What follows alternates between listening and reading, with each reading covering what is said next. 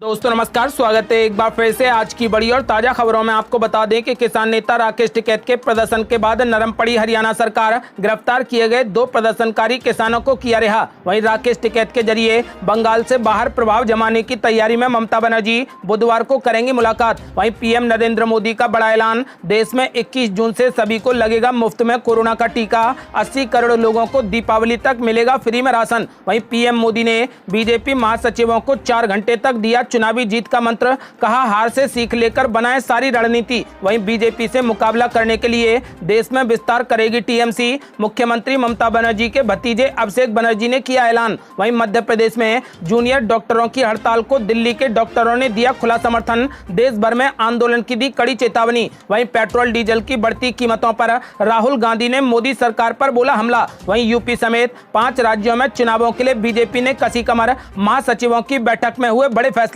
वहीं पश्चिम बंगाल राज्य बोर्ड की कक्षा 10वीं और 12वीं की परीक्षाएं रद्द। मुख्यमंत्री ममता बनर्जी ने की बड़ी घोषणा। वहीं दिल्ली हाईकोर्ट का आदेश, सरकार से मिली जमीन पर बने स्कूल नहीं वसूल सकेंगे एनुअल चार्ज और डेवलपमेंट फीस। वहीं मौसम विभाग के मुताबिक अगले 3 दिन तक इन सभी राज्यों में तेज बारिश की संभावना। और भी बड़ी खबरों को जानने के लिए वीडियो को लाइक कर दें, चैनल को सब्सक्राइब कर लें और घंटी बटन जरूर दबा दें। वहीं पहली बड़ी खबर, किसान नेता राकेश टिकैत के प्रदर्शन के बाद नरम पड़ी हरियाणा सरकार। गिरफ्तार किए गए 2 प्रदर्शनकारी किसानों को किया रिहा। ये आपको बता दें कि आखिरकार हरियाणा पुलिस ने उन 2 किसानों को रिहा कर दिया जिनकी रिहाई के लिए भारतीय किसान यूनियन के नेता राकेश टिकैत अन्य किसान नेताओं के साथ थाने के पास धरना प्रदर्शन कर रहे थे। इनकी रिहाई होने के बाद राकेश टिकैत ने कहा कि 1 जून को जेजेपी विधायक के साथ हुए विवाद के बाद जिन 2 किसानों को पुलिस ने गिरफ्तार किया था उन्हें सोमवार को रिहा कर दिया गया है। राकेश टिकैत ने मीडिया से बातचीत में कहा कि हमने तय किया है कि अब हम टोहाना पुलिस थाने का घेराव नहीं करेंगे।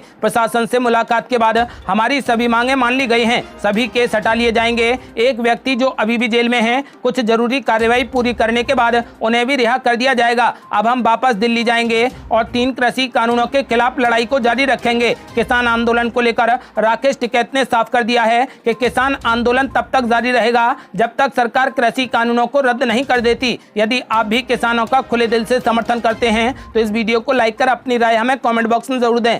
अगली बड़ी खबर, किसान नेता राकेश टिकैत के जरिए बंगाल से बाहर प्रभाव जमाने की तैयारी में ममता बनर्जी बुधवार को करेंगी मुलाकात। ये आपको बता दें कि बंगाल चुनाव में बीजेपी के खिलाफ प्रचार करने के बाद भारतीय किसान यूनियन के नेता राकेश टिकैत अब 9 जून को कोलकाता में पश्चिम बंगाल की मुख्यमंत्री ममता बनर्जी से मुलाकात करने वाले हैं। ममता बनर्जी से मुलाकात के दौरान राकेश टिकैत केंद्र सरकार के कृषि कानूनों के खिलाफ मौजूदा किसान आंदोलन को बढ़ाने पर चर्चा करेंगे। सूत्रों ने समाचार एजेंसी ANI को बताया कि राकेश टिकैत 9 जून को मुख्यमंत्री ममता बनर्जी से मिलेंगे। वो उन्हें चुनाव में मिली बड़ी जीत पर बधाई देंगे। इसके अलावा दोनों के बीच में किसान आंदोलन पर भी चर्चा होगी। बता दें कि चुनाव से पहले भी राकेश टिकैत ने बंगाल का दौरा किया था और तृणमूल कांग्रेस के लिए प्रचार भी किया था। आपको बता दें कि एक बार फिर से पश्चिम बंगाल के मुख्यमंत्री ममता बनर्जी कृषि कानूनों के खिलाफ काफी मुखर रही हैं और उन्होंने किसान आंदोलन को भी अपना खुला समर्थन दिया था। कई टीएमसी सांसद भी दिल्ली की सीमा पर पहुंचे थे, जहां पर किसान पिछले साल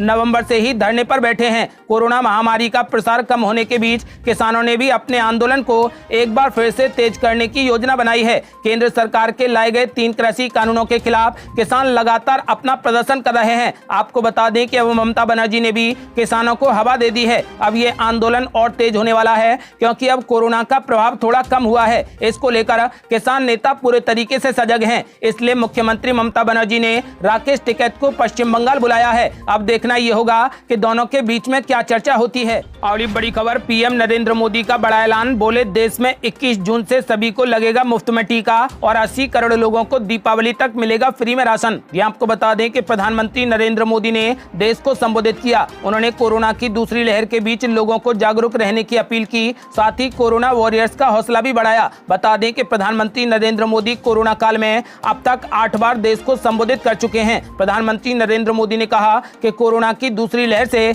हम भारतवासियों की लड़ाई लगातार जारी है। कई लोगों ने अपने परिजनों को खोया है और परिचितों को खोया है। ऐसे सभी परिवारों के साथ मेरी संवेदना है। बीते 100 वर्षों में आई ये सबसे बड़ी महामारी है। ऐसी महामारी आधुनिक विश्व ने न देखी थी और न ही कभी भी अनुभव की थी। आपको बता दें कि पीएम मोदी ने कहा कि आज ये निर्णय लिया गया है कि राज्यों के पास वैक्सीनेशन से जुड़ा जो 25% काम था उसकी जिम्मेदारी भी भारत सरकार उठाएगी। ये ये व्यवस्था आने वाले 2 सप्ताह में लागू की जाएगी। इन 2 सप्ताह में केंद्र और राज्य सरकारें मिलकर नई गाइडलाइन के अनुसार आवश्यक तैयारी कर लेंगी। 21 जून सोमवार से देश के हर राज्य में 18 वर्ष से ऊपर की उम्र के सभी नागरिकों के लिए भारत सरकार राज्यों को फ्री में वैक्सीन मुहैया करवाएगी। वैक्सीन निर्माताओं से कुल वैक्सीन उत्पादन का 75% हिस्सा भारत सरकार खुद ही खरीद कर राज्य सरकारों को मुफ्त देगी। देश की किसी भी राज्य सरकार को वैक्सीन पर कुछ भी खर्च नहीं करना होगा। अब तक देश के करोड़ों लोगों को फ्री में वैक्सीन मिली है। अब 18 वर्ष की आयु के लोगों को भी इसमें जोड़ दिया गया है। सभी देशवासियों के लिए भारत सरकार ही मुफ्त में वैक्सीन उपलब्ध करवाएगी। आपको बता दें कि इसके अलावा पीएम मोदी ने कहा कि आज सरकार ने बड़ा फैसला लिया है कि प्रधानमंत्री गरीब कल्याण अन्न योजना को अब दीपावली तक आगे बढ़ाया जाएगा। महामारी के इस समय में सरकार गरीब की हर जरूरत के साथ उसका साथी बनकर खड़ी है। यानी नवंबर तक 80 करोड़ से अधिक देशवासियों को हर महीने तय मात्रा में फ्री में राशन उपलब्ध कराया जाएगा। और ये बड़ी खबर, पीएम नरेंद्र मोदी ने बीजेपी महासचिवों को 4 घंटे तक दिया चुनावी जीत का मंत्र। कहा, हार से सीख लेकर बनाए हर रणनीति। ये आपको बता दें कि प्रधानमंत्री नरेंद्र मोदी ने बीजेपी महासचिवों को आने वाले चुनावों के लिए जीत का मंत्र दिया है। पीएम मोदी ने पार्टी महासचिवों से कहा कि हार हो या जीत, इससे सीख लेकर ही आने वाले चुनावों की तैयारियों में जुटें। गौरतलब है कि हाल ही में पश्चिम बंगाल में पूरी ताकत लगाने के बावजूद बीजेपी तृणमूल कांग्रेस को सत्ता से हटाने के लक्ष्य में सफल नहीं हो सकी थी। अपने सरकारी निवास पर पीएम मोदी ने रविवार को करीब 4.5 घंटे तक बीजेपी महासचिवों से चर्चा की और रात्रि भोज किया। इस दौरान पार्टी के 7 मोर्चों के राष्ट्रीय अध्यक्ष भी मौजूद थे। इस दौरान पीएम मोदी को सेवा ही संगठन अभियान के तहत कोरोना की दूसरी लहर में पार्टी की ओर से चलाए गए राहत कार्यों की जानकारी दी गई। बीजेपी ने फैसला किया है कि देश भर में 1 लाख से ज्यादा हेल्थ वॉलंटियर तैयार किए जाएंगे। कोरोना की दूसरी लहर के दौरान अनेक विषयों जैसे वॉलंटियर ऑपरेटर करना तथा अन्य सामान्य चिकित्सकीय जानकारी के लिए वॉलंटियर की आवश्यकता भी पड़ी है। ऐसे में भाजपा ने यह तय किया है कि पार्टी तथा पार्टी के सभी मोर्चे पूरे देश भर में 1 लाख से ज्यादा हेल्थ वॉलंटियर तैयार करने के अभियान को चलाएंगे। आपको बता दें कि पीएम नरेंद्र मोदी ने अपने सभी महासचिवों को 4 घंटे तक चुनावी जीत का मंत्र दिया और उन्हें आदेश दिया है कि हार से सीख लेकर ही सारी रणनीतियों को तैयार करें। और ये बड़ी खबर, बीजेपी से कड़ा मुकाबला करने के लिए देश में विस्तार करेगी टीएमसी। मुख्यमंत्री ममता बनर्जी के भतीजे अभिषेक बनर्जी ने किया बड़ा ऐलान। ये आपको बता दें कि तृणमूल कांग्रेस के राष्ट्रीय महासचिव अभिषेक बनर्जी ने सोमवार को कहा कि उनकी पार्टी देश के हर इलाके में अपनी मौजूदगी दर्ज कराना चाहती है और 1 महीने में इसके लिए योजना भी तैयार कर ली जाएगी। तृणमूल कांग्रेस की प्रमुख और मुख्यमंत्री ममता बनर्जी के भतीजे अभिषेक बनर्जी ने कहा कि उनकी पार्टी हर उस राज्य में बीजेपी से सीधा मुकाबला करना चाहती है जहां पर का आधार बन रहा है। तृणमूल कांग्रेस के खिलाफ भाई भतीजावाद का आरोप लगाने के लिए बीजेपी पर पलटवार करते हुए अभिषेक बनर्जी ने कहा कि अगर संसद में ऐसा विधेयक पारित हुआ कि एक परिवार से एक ही व्यक्ति राजनीति में रहेगा तो वह पार्टी से इस्तीफा दे देंगे। आपको बता दें कि डायमंड हार्बर के सांसद अभिषेक बनर्जी ने स्पष्ट कर दिया है कि वो अगले 20 साल तक कोई भी सार्वजनिक पद या फिर मंत्री पद नहीं संभालना चाहते और केवल अपनी पार्टी की बेहतरी के लिए काम करते रहेंगे। सांसद ने कहा कि विधानसभा चुनाव में तृणमूल कांग्रेस द्वारा बीजेपी को हराने के बाद हमें समूचे देश से 1 लाख ईमेल मिले हैं। हम हर उस राज्य में बीजेपी से मुकाबला करेंगे जहां पर तृणमूल कांग्रेस का जनाधार बन गया है। आपको बता दें कि उन्होंने ऐलान कर दिया है कि इस बार पीएम नरेंद्र मोदी को पूरे देश में कड़ा मुकाबला करेंगे। आपको बता दें कि इसको लेकर चर्चाएं तेज हैं कि मुख्यमंत्री ममता बनर्जी पीएम पद के लिए दावेदार होंगी। आपको बता दें कि अभिषेक बनर्जी ने पीएम मोदी को टक्कर देने के लिए सारे देश में अपनी पार्टी का विस्तार करने का ऐलान कर दिया है।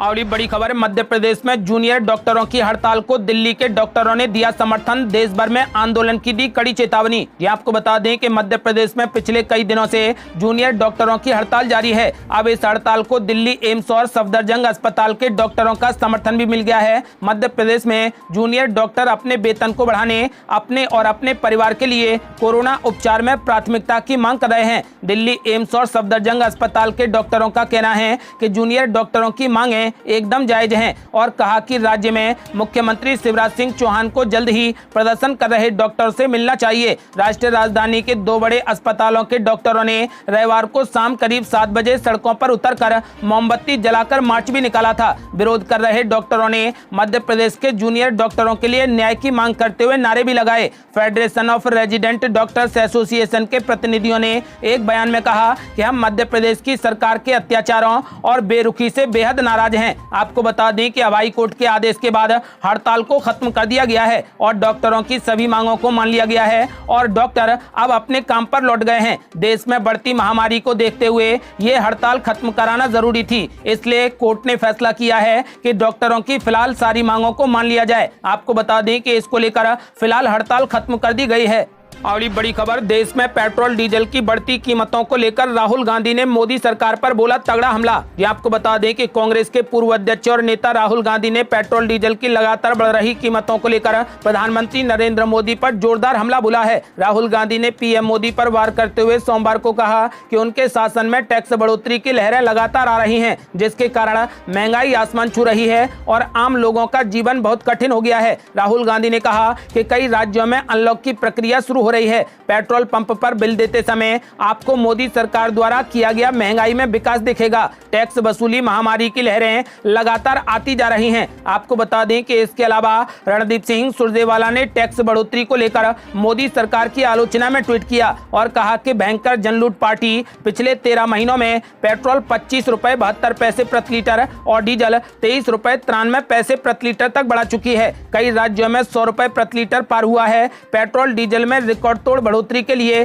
कच्चे तेल की कीमत नहीं बल्कि मोदी सरकार द्वारा बढ़ाया गया टैक्स जिम्मेदार है। और बड़ी खबर, महाराष्ट्र के मुख्यमंत्री उद्धव ठाकरे आज करेंगे पीएम मोदी से मुलाकात। मराठा आरक्षण समेत इन मुद्दों पर होगी चर्चा। ये आपको बता दें कि महाराष्ट्र के मुख्यमंत्री उद्धव ठाकरे और उप मुख्यमंत्री अजित पवार के नेतृत्व में एक प्रतिनिधि मंडल आज दिल्ली में पीएम मोदी से मुलाकात करेगा। वहीं इस मुलाकात के दौरान मराठा आरक्षण, ओबीसी आरक्षण और चक्रवाती तूफान से राहत को लेकर चर्चा की जाएगी। राज्य के गृह मंत्री दिलीप वलसे पाटिल ने सोमवार को इसकी जानकारी दी। आपको बता दें कि इसको लेकर अब पीएम नरेंद्र मोदी पर दबाव बढ़ाया जाएगा, साथ ही मराठा आरक्षण पर बड़ा फैसला लिया जा सकता है। आपको बता दें कि फिलहाल चक्रवाती तूफान, मराठा आरक्षण और ओबीसी आरक्षण को लेकर मुख्यमंत्री उद्धव ठाकरे प्रधानमंत्री नरेंद्र मोदी से मुलाकात करने वाले हैं और आज ये मुलाकात होगी। अब देखना ये होगा कि इस मुलाकात में क्या निर्णय लिए जाते हैं।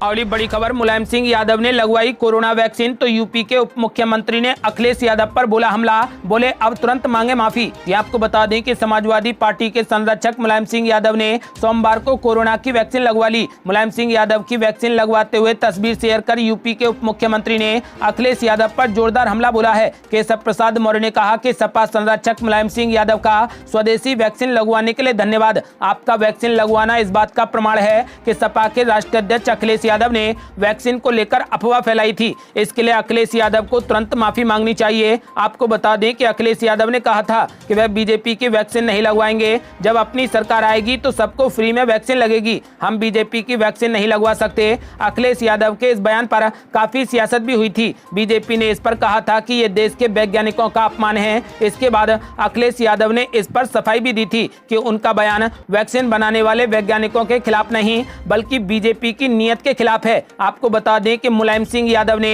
अब कोरोना की वैक्सीन लगवा ली है और यूपी के उप मुख्यमंत्री ने अखिलेश यादव को घेरा और उनसे तुरंत माफी मांगने के लिए कहा। और बड़ी खबर, मुख्यमंत्री ममता बनर्जी ने की बड़ी घोषणा। पश्चिम बंगाल राज्य बोर्ड की कक्षा 10वीं और 12वीं की परीक्षा की गई रद्द। ये आपको बता दें कि मुख्यमंत्री ममता बनर्जी ने घोषणा की है कि पश्चिम बंगाल राज्य बोर्ड की कक्षा 10वीं और कक्षा 12वीं की परीक्षा रद्द कर दी गई है। पश्चिम बंगाल में इस साल 12 लाख से अधिक छात्रों को माध्यमिक और 8.5 लाख छात्रों को उच्चतर माध्यमिक परीक्षाओं में बैठना था। सीबीएसई द्वारा 12वीं बोर्ड की परीक्षाओं को रद्द करने के बाद कई राज्य सरकारों ने 12वीं बोर्ड परीक्षाओं को भी रद्द करने की घोषणा कर दी है। गौरतलब है कि कोरोना महामारी की दूसरी लहर के मद्देनजर केंद्र सरकार ने 1 जून को सीबीएसई की 12वीं कक्षा की बोर्ड परीक्षाएं रद्द करने का निर्णय लिया। ये फैसला प्रधानमंत्री नरेंद्र मोदी की अध्यक्षता में हुई एक महत्वपूर्ण बैठक के बाद लिया गया। आपको बता दें कि सीबीएसई द्वारा कक्षा 12वीं के बोर्ड परीक्षाओं के मूल्यांकन और क्राइटेरिया के लिए एक कमेटी भी गठित की गई है। परीक्षा नियंत्रक संयम भारद्वाज ने कहा कि सीबीएसई समिति 10 दिनों के भीतर 12वीं कक्षा के विद्यार्थियों के मूल्यांकन मानदंड पर रिपोर्ट सौंपेगी। और ये बड़ी खबर, मौसम विभाग ने जारी किया हाई अलर्ट, अगले 3 दिन तक इन राज्यों में होगी तेज बारिश। ये आपको बता दें कि इंडियन मेट्रोलॉजिकल विभाग ने अलर्ट जारी करते हुए कहा कि 10 जून तक कई राज्यों में भारी बारिश की संभावना है। भारी बारिश उत्तर पूर्व राज्यों के साथ देश के पूर्वी राज्यों में अगले 3 दिनों में अपना असर दिखा सकती है। इसकी वजह दक्षिण पश्चिमी हवाओं का मजबूत होना बताया जा रहा है, जिसके चलते मौसम विभाग ने अलर्ट जारी किया है। मौसम विभाग ने बताया कि दक्षिण पश्चिम मानसून बंगाल की खाड़ी में पैर जमाने के साथ ही उत्तर पूर्व के कई राज्यों जैसे अरुणाचल प्रदेश, असम, मेघालय और मणिपुर में अपने पांव पसार रहा है। इसी के मद्देनजर यहां अगले 3 दिनों में तेज बारिश की संभावना का अलर्ट जारी कर दिया गया। इसके साथ ही महाराष्ट्र के कई हिस्सों, तेलंगाना, तमिलनाडु और आंध्र प्रदेश में भी इसका असर दिखाई देगा। मौसम विभाग ने 10 जून यानी अगले 3 दिनों के लिए ये अलर्ट जारी किया है। वहीं 8 जून को आंध्र प्रदेश और उड़ीसा में बारिश होगी। असम, मेघालय, उड़ीसा, सब हिमालयन, पश्चिम बंगाल और सिक्किम में तेज बारिश 9 जून को होने की संभावना जताई गई है। आपको बता दें कि इसके अलावा 10 जून को इसके गंगा तटीय पश्चिम बंगाल में होने की संभावना जताई गई है। ये थी अब तक की बेहद बड़ी खबरें। यदि आप भी चाहते हैं कि भारत जल्द से जल्द कोरोना मुक्त हो जाए, साथ ही किसान आंदोलन का जल्द से जल्द समाधान निकले, तो इस वीडियो को लाइक कर अपनी राय हमें कमेंट बॉक्स में जरूर दें। यदि आपने अभी तक हमारे चैनल को सब्सक्राइब नहीं किया है तो कृपया चैनल को सब्सक्राइब कर घंटी बटन जरूर दबा दें। जल्दी मिलते हैं बड़ी अपडेट के साथ, तब तक के लिए जय हिंद, जय भारत।